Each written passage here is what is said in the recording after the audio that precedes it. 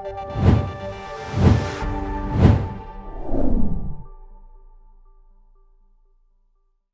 pessoal, muito boa tarde. Estamos começando aí mais uma mesa de análise da TICMIL, em parceria aí com o Hub do Investidor. Vamos falar hoje de Eurodólar e vamos falar hoje do Ethereum. Então, hoje dois temas super importantes, dois ativos super relevantes aqui nas nossas análises, né, de alto impacto. E também, né, eu vou fazer aquela contextualizada do macro para vocês, que é fundamental para a gente entender especialmente o escopo aqui do Eurodólar, que a gente teve mais algumas observações de todo o case, né? Tivemos novas declarações dos membros do Banco Central e etc., tanto americano quanto europeu. Então, a gente tem bastante assunto para falar. E, novamente, eu reforço com vocês aqui que deixem nos comentários, né, do nosso canal o que vocês gostariam de rever, ou o que vocês gostariam que a gente se aprofundasse. Vocês gostam um pouco do conteúdo macro para fazer essa introdução, se vocês gostam que a gente dê uma moldada também nesse escopo da análise técnica, coloque alguns indicadores, né? Eu e o Ricardo, por natureza, a gente gosta de olhar muito aquela análise um pouco mais simplista, mais pura, mais de price action, né? Então a gente gosta de olhar muito o movimento, né, dos próprios candles, suporte, resistência, as médias e o IFR e alguma coisa de divergência, tá? É isso que a gente gosta de trazer, é isso que vocês vão pegar com o passar do tempo do nosso setup, mas com certeza, se houver uma demanda específica, né, de boa parte da turma aí que tem nos acompanhado, a gente vai de alguma forma moldar. Bem, beleza, vamos lá, vou dividir a tela aqui com vocês para mostrar o gráfico do Eurodólar e depois do Ethereum, tá? Eu estou aqui com o gráfico do Eurodólar do diário, mas antes disso, vale contextualizar alguns temas para vocês. Como vocês podem ter visto, né, esse gráfico aqui é do diário. Semana passada, a gente teve uma semana muito forte para o euro, né? Fazia muito tempo que a gente não tinha uma semana similar a essa, né? Quando eu pego aqui o gráfico do diário, alguns candles de alta tão relevante como a gente teve, dá para dizer que a última vez aconteceu, né, a favor do euro lá pela semana de 9 de agosto, 10 de agosto de 2021, algo do tipo. O que aconteceu? Né? É inegável que a tendência segue sendo de baixa, né? A gente ainda não tem, claro, né, aqui olhando o price action, etc., que a gente conseguiu derrubar esse canal que já vem se consolidando faz muito tempo. As médias, né? Agora, no diário, a gente pode ter talvez a média um pouco mais flat, tanto de 9 quanto de 21, mas a média de 200 ela segue para baixo. Se eu colocar num gráfico mais longo aqui, por exemplo, o semanal, a gente com certeza vai ver que as médias seguem para baixo. Depois eu vou abrir até aqui o semanal. Então, por muito tempo, o euro foi se depreciando contra o dólar. Muito porque, como eu falei, né, as condições econômicas americanas caminharam de forma mais intensa pós-recuperação, em recuperação pós-pandemia, digamos assim. Então, houve a recuperação de forma mais rápida da atividade econômica, da recuperação dos empregos, e isso, né, especialmente lá por setembro, mais ou menos do ano passado, levou aí alguns movimentos de mercado, especialmente ditados, né, pelas falas do Banco Central norte-americano, que eles iam começar a fazer o seu aperto monetário, né, fazendo aquele recap do conceito macro, refletindo, né, na relação de câmbio. Um aperto monetário significa você tirar a moeda, né, tirar a liquidez de todo o sistema. Se o Banco Central norte-americano tira dólar, por consequência, o dólar tende a se valorizar caso o euro não acompanhe na mesma intensidade essa redução. E o euro não tem acompanhado, a gente ainda não tem, né, sinais claros do Banco Central Europeu que eles vão começar o seu aperto monetário. A gente sabe que vai acontecer, é inevitável, mas a gente ainda não tem a data específica, como a gente já tem, né, movimentos bem claros do Banco Central norte-americano. Então, isso aí, né, constrói todo esse canalzão de queda aí que a gente já vê que dura mais de 6 meses ao longo dessa paridade. Mas, né, o que aconteceu semana passada? O Banco Central Europeu finalmente deu as caras. Então, a gente precificou tudo isso que aconteceu, né, esse aperto monetário que vai ocorrer lá nos Estados Unidos, mas o Banco Central Europeu começou a dar suas caras em relação a uma dinâmica um pouco mais hawkish, né, um pouco mais dura em relação à inflação. Primeiro ponto, né,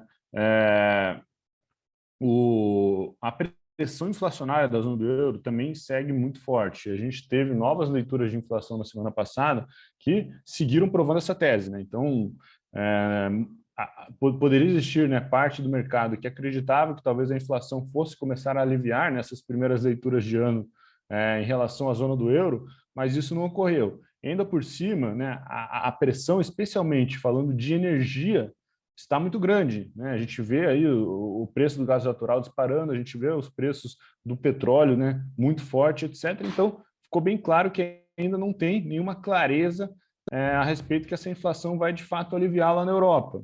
E com isso, né, a gente viu membros do Banco Central Europeu declarando que sim, né, é esperado um aperto monetário em breve, seja através da redução do quantitative easing, né, ou seja, parar de comprar tanto todo mês até um momento que chegue, né, a quase que uma compra zero, e também subir as taxas de juros, né. Além disso, tem toda a crise da Europa, da Rússia com os Estados Unidos, né, da Rússia com a OTAN, com membros da OTAN, né, muito puxado pelo território ucraniano. O que isso reflete, especialmente na Europa? A Rússia é o maior fornecedor de gás natural para a Alemanha e para outros países europeus, mas especialmente a Alemanha, a maior economia da Europa.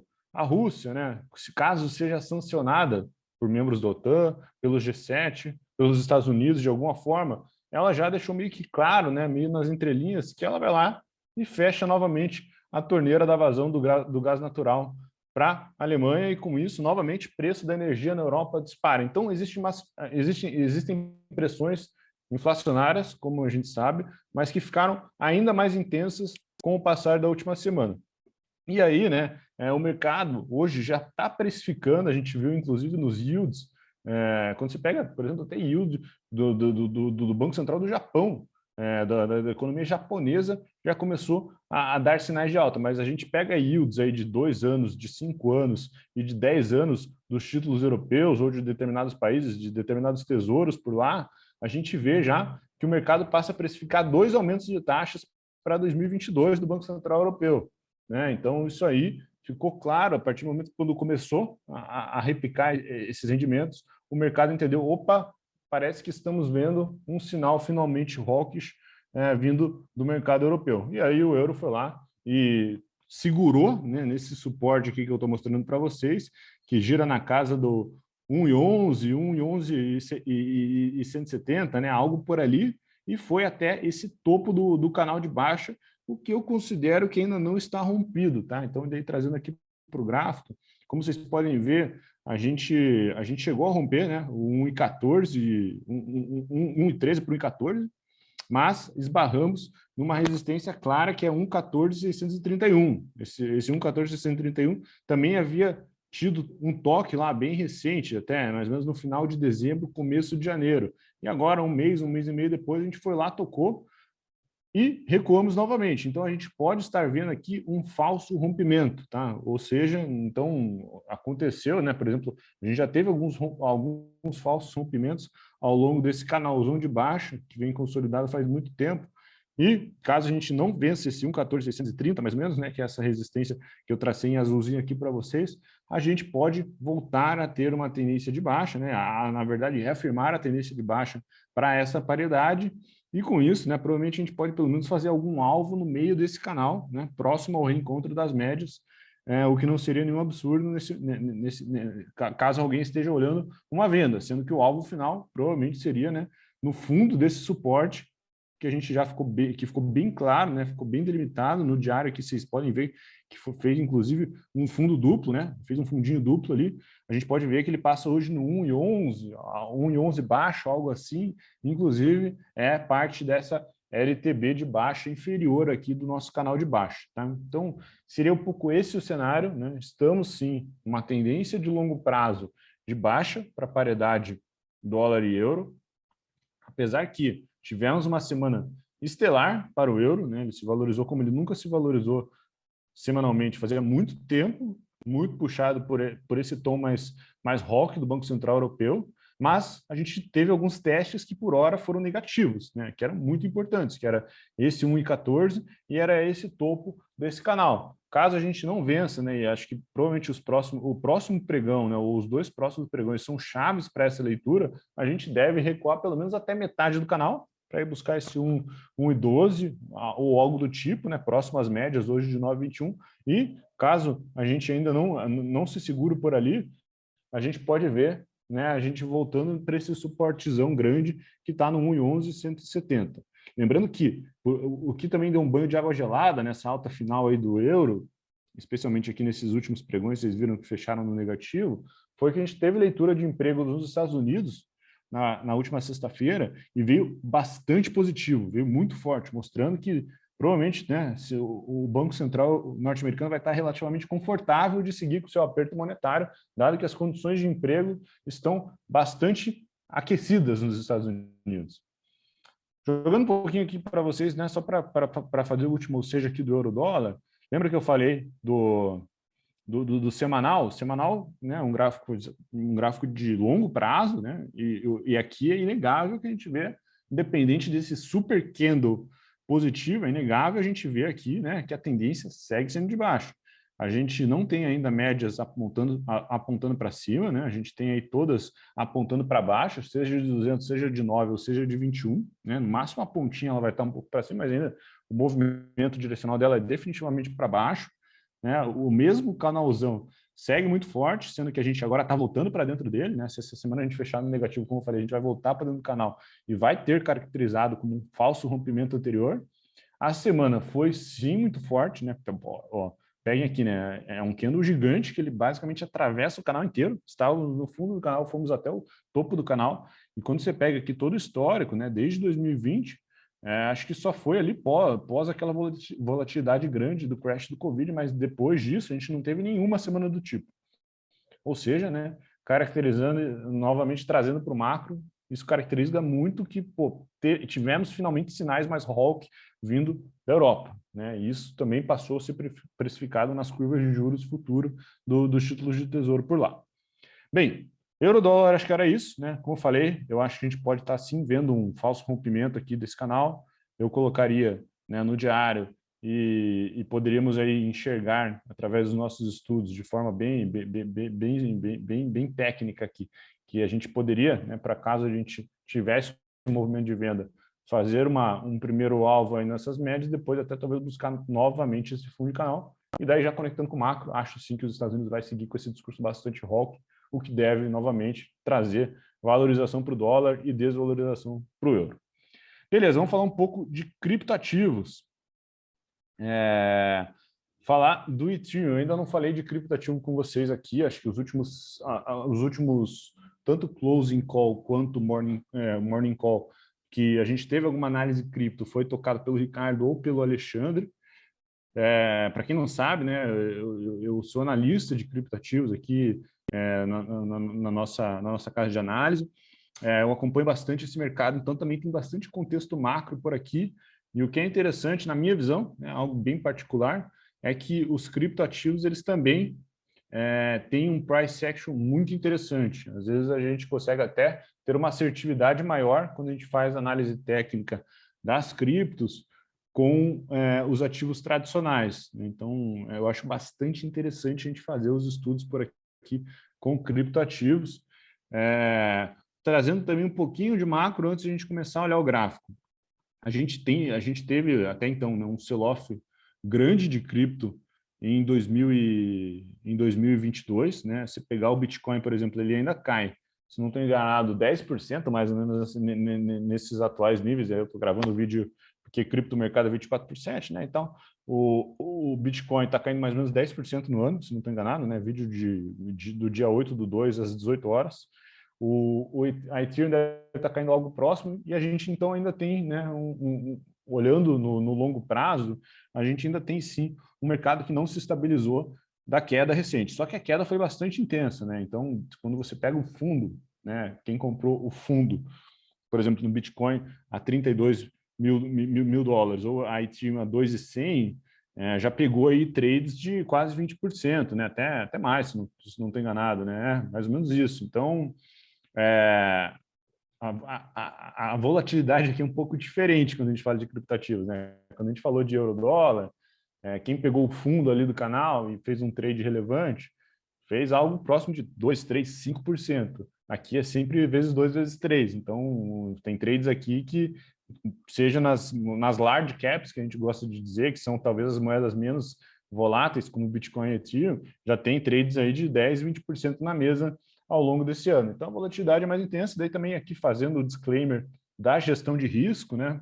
é fundamental que todo mundo entenda, dado que a volatilidade é muito maior, né, e é inegável, sempre vezes 2, vezes 3, como a gente costuma dizer, versus ativos tradicionais, você também tem que ponderar o tamanho da sua posição, sabendo que esse negócio pode balançar tanto para cima quanto para baixo, uma intensidade maior do que você talvez esteja habituado com os ativos tradicionais.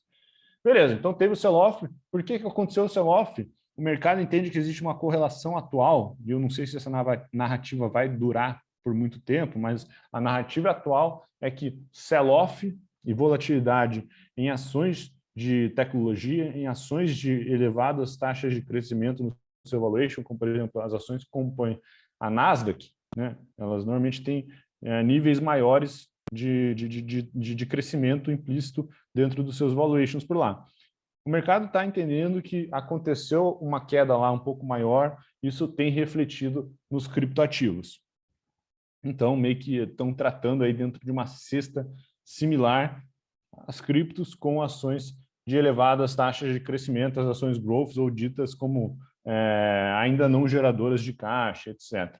Isso, né, então, é essa um pouco a narrativa, então por isso que o Bitcoin e o Ethereum seguem caindo aí mais ou menos 6, 7, 8, 9%, algo assim nesse ano, né? Como eu falei, a volatilidade é muito intensa, então, de repente, o vídeo visualizado amanhã já não vai estar com o Bitcoin caindo ainda 9% no ano.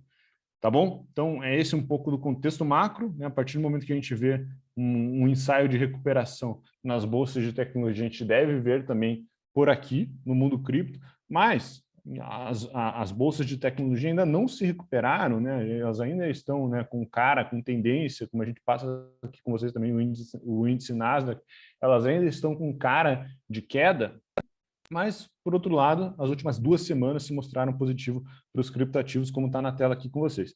Bem, vou começar olhando o gráfico diário, só para vocês verem que ficou relativamente bonito quem comprou o fundo, né? Quem comprou o DIP, como a gente gosta de falar, tanto para o Bitcoin, para o Ethereum ou para as demais altcoins. A gente hoje no Ethereum tem um claro suporte, né? Tem um claro suporte rodando aqui na casa desses 22 mil, né? É um claro suporte. Desculpa, nos 23, no 2344, $2.344. Caso a gente não vença, especialmente a média de 200, ele que está passando agora no 31, no 3.100, 3.200, caso a gente não vença, a gente pode ter sim, né, uma nova pernada de baixo, né, meio que quase caracterizando aí um pivôzinho de baixa com alvos, né, nesse suporte que a gente fez agora de 2.344, bem como ainda a gente teria um alvo final para venda em $2.170. Esse $2.170 ele vem lá de trás, né? A gente entende que é um suporte relevante e seria como que o alvo final desse movimento de baixa. Mas, sinceramente, isso a gente tem falado todos os dias. Opa, desculpa, deixa eu voltar a compartilhar a tela.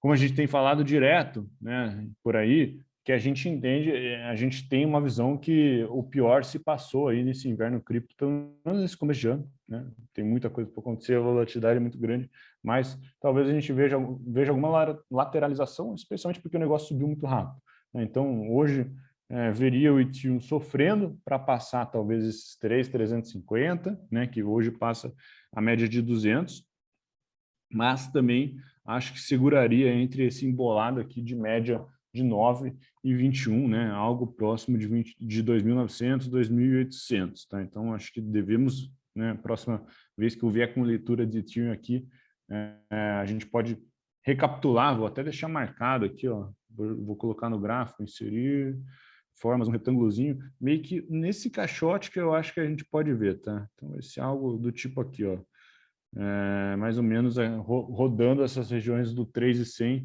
ao 2.800, tá?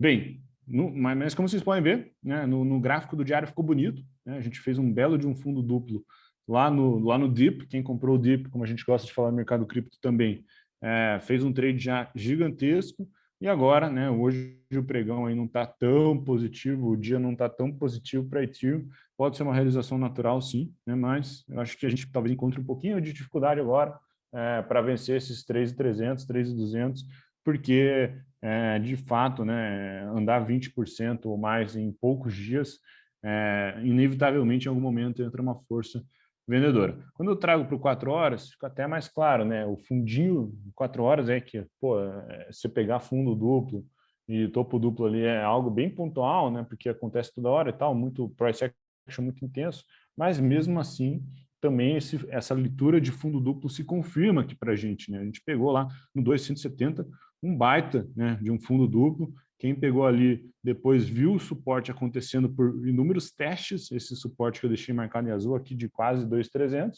e daí dali para frente foi que foi, né, acompanhou o price action das médias.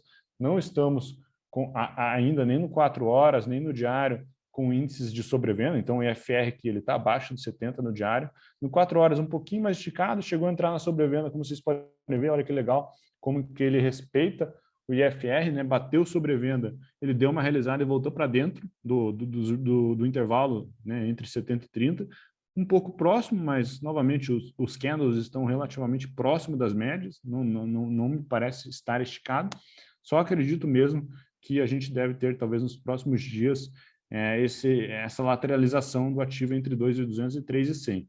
Por fim, trago também, só para vocês darem uma olhada, né, no gráfico dos 60 minutos, que é fundamental também para as criptos, dado esse price action tão intenso.